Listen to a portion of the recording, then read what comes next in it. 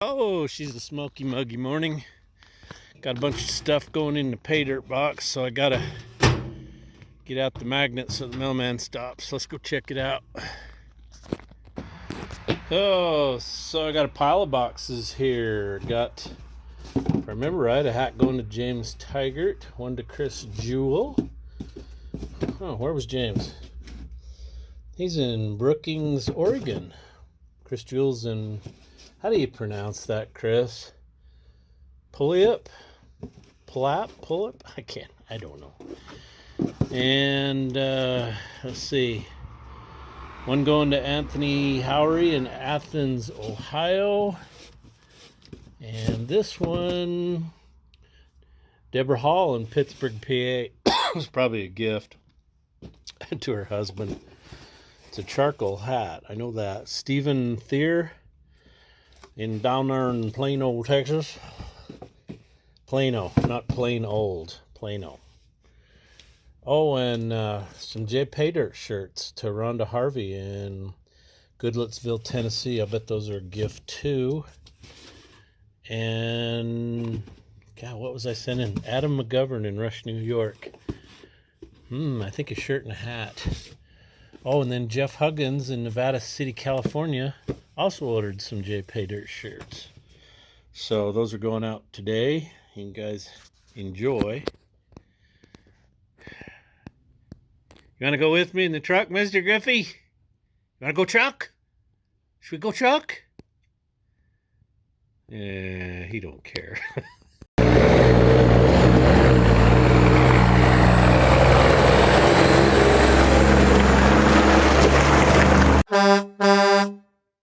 It's the bottomless pit. We've been shoving gravel in there over. It just disappears constantly. So these are the lava flows. These are a recent lava flow. A couple years before I was born, probably 2,500 years ago. There's no dirt on it really because the whole valley's got this under there, but the wind blew really hard one day, probably for 1,000 years. I covered it with topsoil, but this is a recent flow. Anyway, if you ever in Idaho, stop at the Craters of the Moon National Monument. That's really cool. Those lava flows out there are only a couple thousand years old. You can see a lot of cool stuff, go into a lot of lava tubes. Anyway, they build a road up over these. And sometimes if you pick and choose, you can get up on the flat stuff, but a lot of times you got to fill up some big old crevices. So there's one over there. So they had quite a bit of fill right here to get up on top. And it's pretty steep. Anyway, cool stuff. Kind of like Hawaii, only a little older. Lava.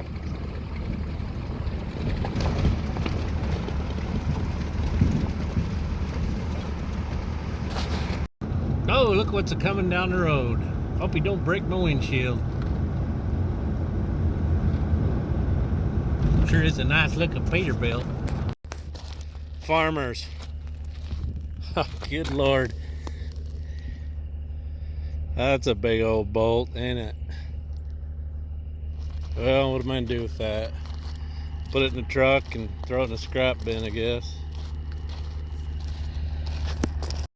Whew, look at those piles. Holy moly. Petey's got to go on a salad diet or something. Wow. Okay, good Friday morning. So, I've got 8 Petey blobs here to smear out so I can dump some more. I'm gonna cover the rest of this area in here.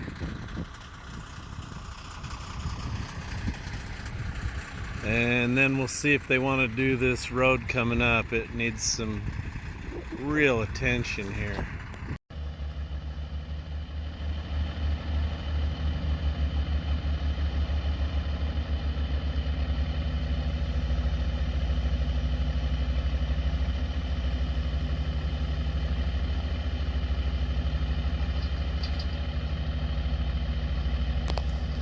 So these guys got water coming in bad. They've never had it like this. It's that drought. I think what it is the canal or the ditch over yonder's probably got a sinkhole in it, running tons of water in here. There was a duck in here this morning. An oversized load right there. Holy moly. Farm machinery. Check this out. So you got this hole right here, and it don't matter how much gravel you put down that, it just keeps going, just keeps disappearing. I have kicked and kicked and kicked, but it just keeps taking it.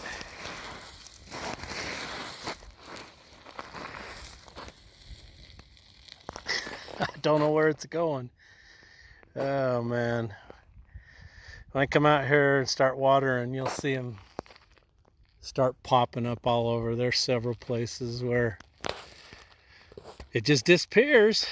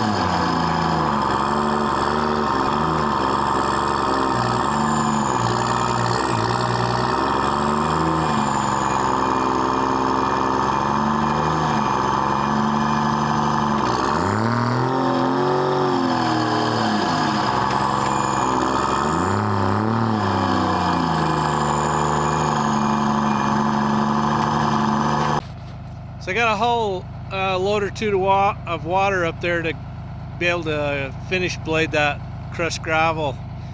Here in Idaho, you just pound a T-post in the ground, put a valve and a hose on it, and you've got water. It's just, there's water everywhere. Detroit, the new low oil pressure leader, knocking Cummins out of first place.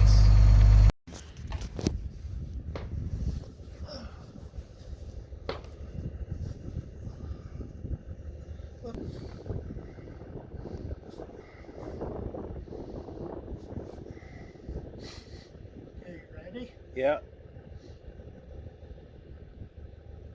It was way high, wasn't it?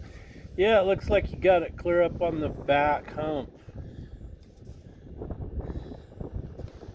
Okay, we're done here.